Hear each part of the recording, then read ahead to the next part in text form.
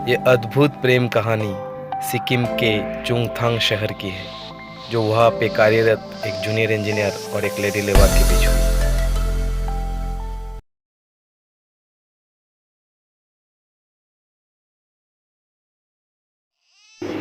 आत्मा प्रेम का माँ, सिक्किम की प्रेम कहानी।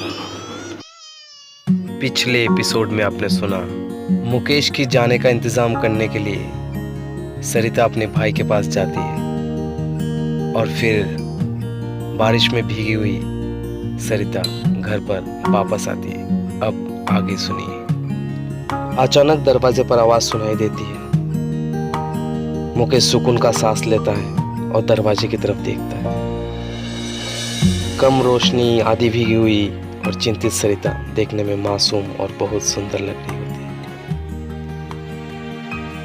सरिता की माँ कहती है, क्या हुआ बेटा?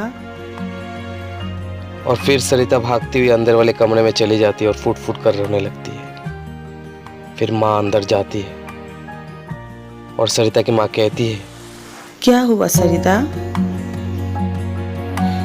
कुछ नहीं माँ, मैंने साहब को इधर बुलाया था इसलिए ऐसा हो गया। अब भाई भी घर पे नहीं है, साहब कैसे जाएंगे? कोई बात नहीं बेटा, मैंने उनसे कहा है वो हमारे घर ही रुक जाएंगे। नहीं माँ, वो तो साहब है, हमारे घर में कैसे रुकेंगे? फिर मुकेश बाहर से, क्या हुआ सरिता, इधर आओ। सरिता माँ के साथ आती है। मुकेश, क्या हुआ?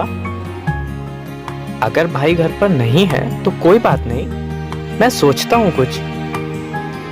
अब इसमें सोचने वाली कौन सी बात है बेटा? बाहर बारिश भी बहुत तेज हो रही है और अंधेरा भी बहुत है। तुम इधर ही रह जाओ, आखिर तुम भी तो मेरे बेटे जैसे ही हो। इधर रहने में क्या कोई दिक्कत है बेटा? नहीं, पर आपको खामखा तकलीफ होगी। कोई बात नहीं, जाओ सरिता, तुम खाने की तैयारी करो।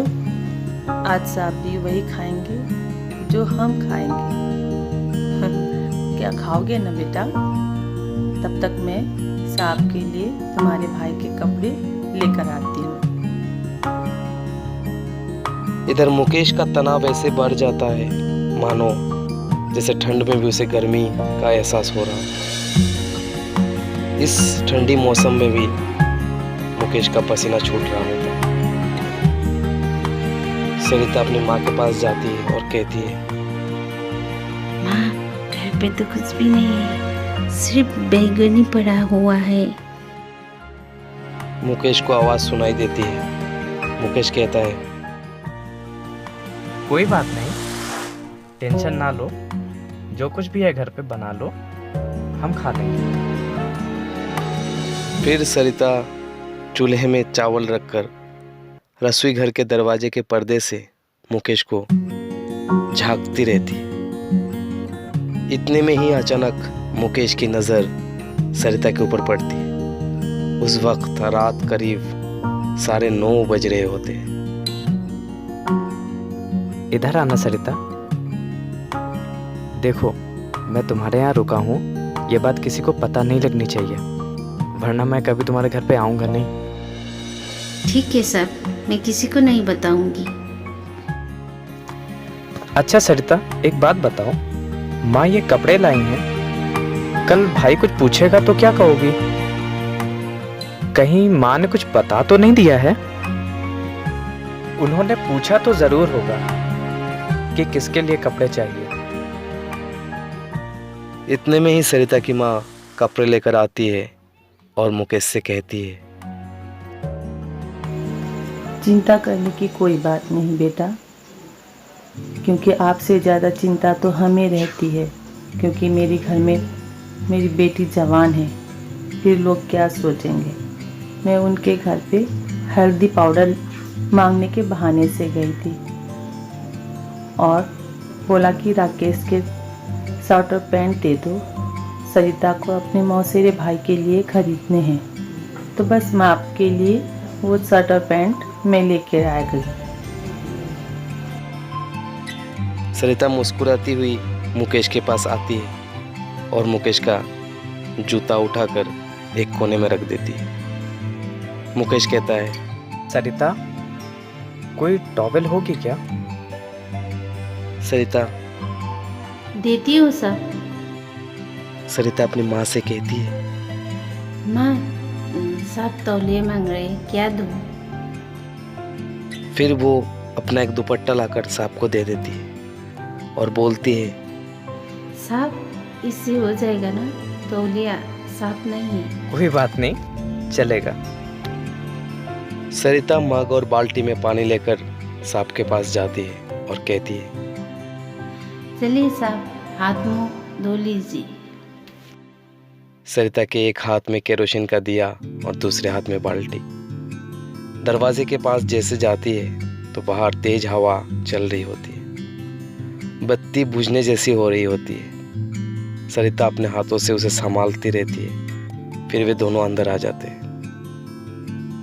सरिता कहती है, साहब आप वहाँ बैठिए, तब तक मैं खाना लगाती हूँ। मुकेश सरिता की दुपट्टा से अपने बाल पोंछकर कुर्सी पर बैठ जाता है। सरिता खाना लेकर आती है, बैगन का भरता और चावल। मुकेश को जोर की भूख लगी हुई थी। मुकेश जल्दी जल्दी खाना खाने लगता है। जब तक मुकेश खाना खत्म नहीं हुआ तब तक सरिता उनके पास बैठी रहती है। सरिता की माँ अंदर वाले कमरे से बोलती है, बेटा, कभी कभी ऐसा खाना भी खाना पड़ता है। अरे नहीं नहीं माँ जी, खाना वाकई बहुत अच्छा बना है। और ये बैगन का भरता खाकर तो मुझे अपने घर की याद आ गई। सरिता, अब खाना तो हो गया, हाथ कहाँ धोऊं? प्लेट में धो लीजिए साहब, तब तक मैं बिस्तर लगाती हूँ।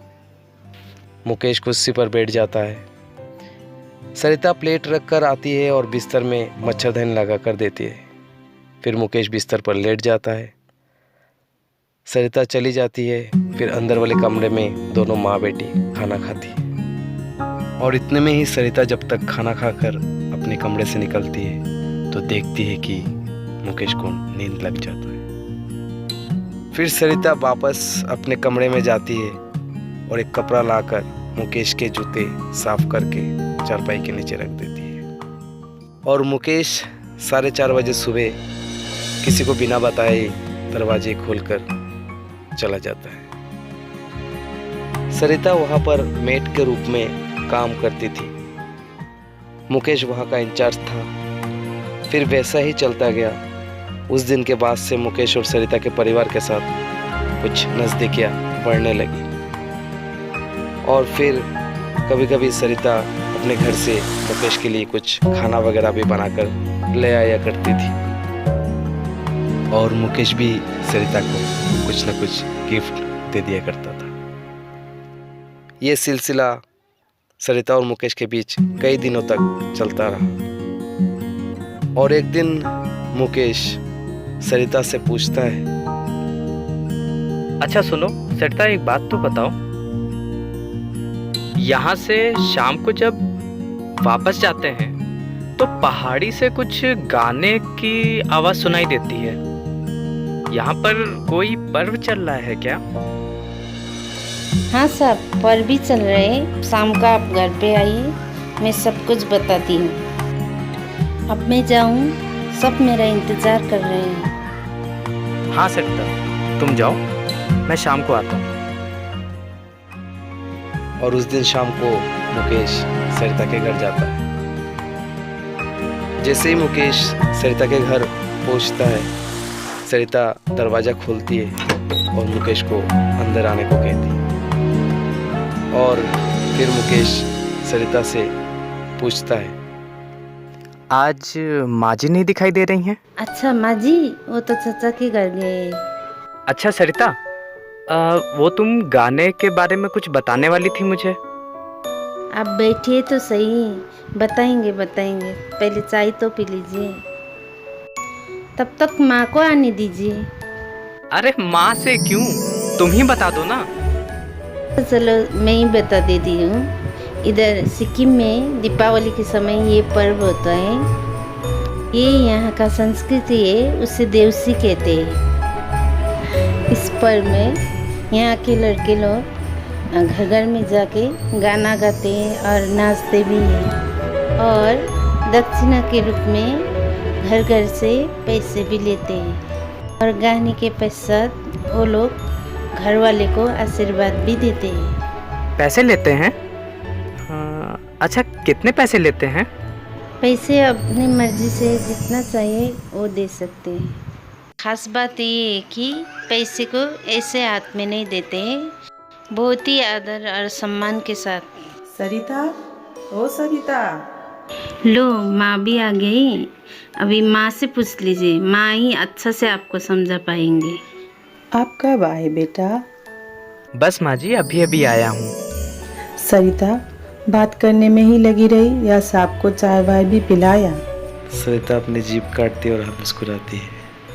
चलो आज मैं ही चाय बनाकर पिलाती हूँ आपको बेटा। बाहर कपड़े डाले थे सूखने के लिए, सरिता उसे उठा के लेके आ जाओ। ये कहकर सरिता की माँ किचन में चली जाती है और मुकेश सरिता से कहता है, अच्छा सरिता, तुमने माँ को बता रखा है ना कि मुझे उस पर्व के बारे में जानना था? हाँ, मैंने माँ को बोल के रखा हूँ। हाँ, आप बस याद दिला दीजिए, तब तक मैं कपड़ा लेके आती। ये कहकर सरिता भी बाहर चली जाती है कपड़े लेने के लिए, और मुकेश उस लकड़ी के अलमारी की तरफ देखता रहता है जहाँ पर तांबे के बर्तन सजा कर रखे हुए थे। और मुकेश मन ही मन ये भी सोचता है कि आज माँ जी से उन बर्तनों के बारे में भी पूछूंगा। इतने में ही सरिता की माँ चाय लेकर आती है। लो बेटा, चाय पी लो। पीता हूँ माँ जी, सरिता भी आ जाए। हाँ, सरिता के लिए भी लेकर आई हूँ, पहले उसे कपड़े रख कर आने दो। और फिर सरिता भी आकर बैठती है और सरिता अपनी माँ से कहती है, अरे माँ, साहब को देवसी के बारे में जानना था, मैं बता ही रही थी, तब तक तुम आ गई। हाँ तो माँ जी, सरिता मुझे बता रही थी कि दीपावली वाले दिन यहाँ पर लड़के नाचते गाते हैं और घर वालों को आशीर्वाद भी देते हैं। हाँ बेटा, गाने के बाद घर वाले उनको दक्षिणा के रूप में पैसे भेंट करते हैं, और ये पैसे ऐसे ही नहीं देते। इन पैसों को एक सुंदर सी थाली में सजाकर, कलश दिया जलाकर, उसमें जल फूल भरकर उसको अच्छे से सजाकर उसमें दिया जाता है।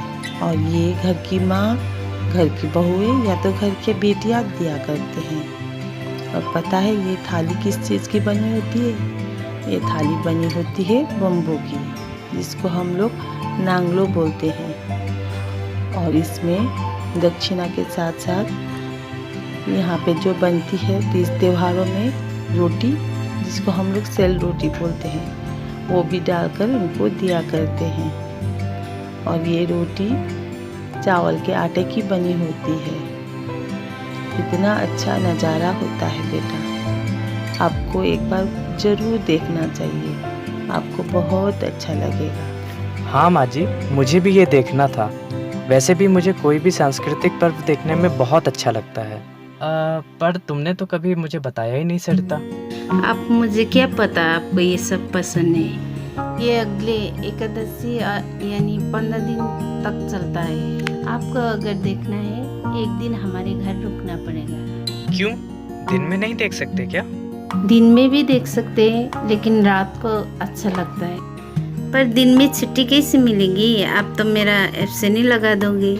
अच्छा ठीक है, चलो मैं देखता हूँ। अच्छा एक बात बताओ, ये क्या सिर्फ लड़के लोग ही करते हैं? हजूर नहीं, लड़कियां भी करती है, लेकिन केवल लक्ष्मी पूजा के दिन। लक्ष्मी पूजा तो खत्म हो गई, आपको देखना है तो अगले साल ही देख पाओगे। क्या लड़के लड़कियाँ एक जैसा ही करते हैं? लड़कियां भी घर घर जाते हैं, लेकिन गाना अलग होता है। क्या तुमको आता है वो गाना? बीवी